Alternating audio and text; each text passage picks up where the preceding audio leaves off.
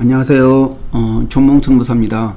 오늘은 노동법 용어에 대해서 일반적으로 사용되는 그 용어가 실제적으로 영문노동법에서 어떻게 사용되는지 그 의미는 어떤 것인지에 대해서 간단히 설명을 드리겠습니다.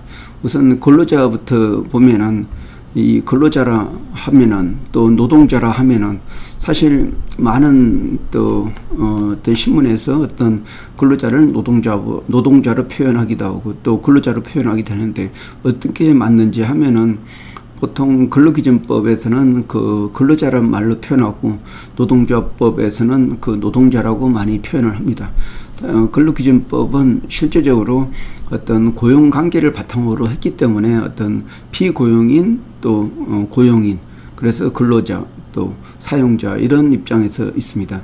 사실 우리나라가 그 헌법 33조에서 거기 노동상권을 정의하면서 근로자라는 말을 썼기 때문에 그 관련된 법령이나 또 일반적으로 그 노동자 대신에 근로자를 많이 사용하고 있습니다.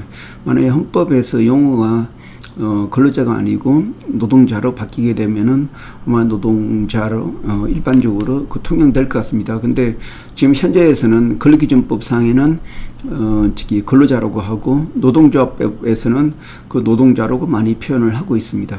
그래서 그 차이는 그 근로기준법의 그 근로자는 항상 그 사업주 내에서, 그러니까 사업장 또는 사업주의 어떤 지휘 감독을 받아서 어떤 특정한 한 사업주나 사업장에서 일하는 사람을 말하고, 또 노동조합법에서 말하는 노동자라고 하면은 어떤 임금을 목적으로 근로를 제공하는데, 여기서는 사업자는 사업장이 빠져 있기 때문에 이렇게 택배 근로자들 같이 그 근로기준법상의 근로자는 아니지만은 그 노동조합법상에는 근로자가 되는 그런 형태가 있습니다. 그래서 그 근로자를 따질 때 어떤 노동조합법상의 근로자가 더 많이 포괄적으로 정리를 하고 있습니다. 그리고 그 다음으로 근로계약인데 보통 레이버 컨트랙, 임플로이먼트 컨트랙이라고 보통을 합니다.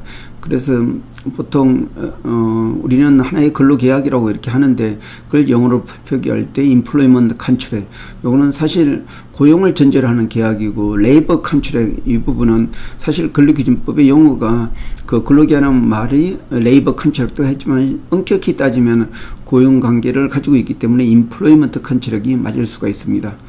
그리고 또 취업규칙에 관련돼서는 보통 우리나라에 있는 취업규칙이라는 이 용어는 근로기준법 93조에 있는 이 그 모든 사업들은 사업장에서는 취업규칙을 만들어서 노동부에 보고해야 된다, 이러한 의무가 있기 때문에 거기서 취업규칙이 유래했는데, 실제적으로는 사규, 컴퍼니 핸드북, 이게 사실 맞습니다. 근데 외국에서는 이런 취업규칙을 작성해서 보고해야 되는 의무가 없기 때문에 일반적으로 그 핸드북 아니면 컴퍼니 룰 아니면 임플로이먼트 룰이라고 하는데, 우리나라에서는 엄격하게 취업규칙이라는 용어로 사용하고 있습니다. 그리고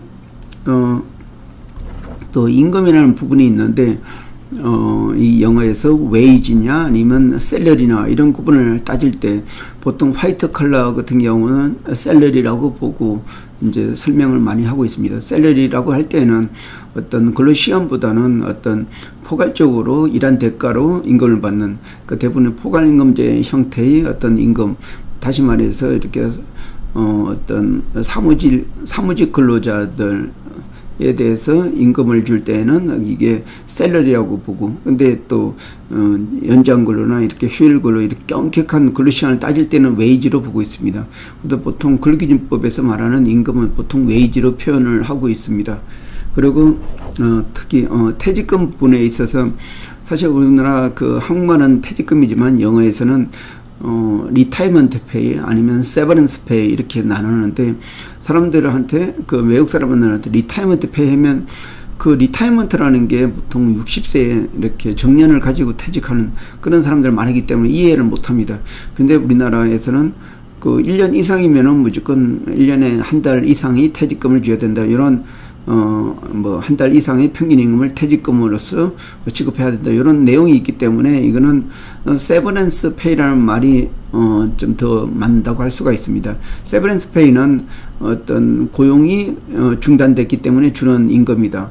근데 실질적으로 이 외국 사람들이 많이 혼란을 겪는 이유는 이 퇴직금 제도는 우리나라가 유일하게 있는 제도입니다. 세계에서도 뭐 다른 나라에서는 어떤 복지 차원에서 줄 수는 있지만 법적인 어떤 임금으로서의 성질은 유일하게 한국만이 가지고 있습니다.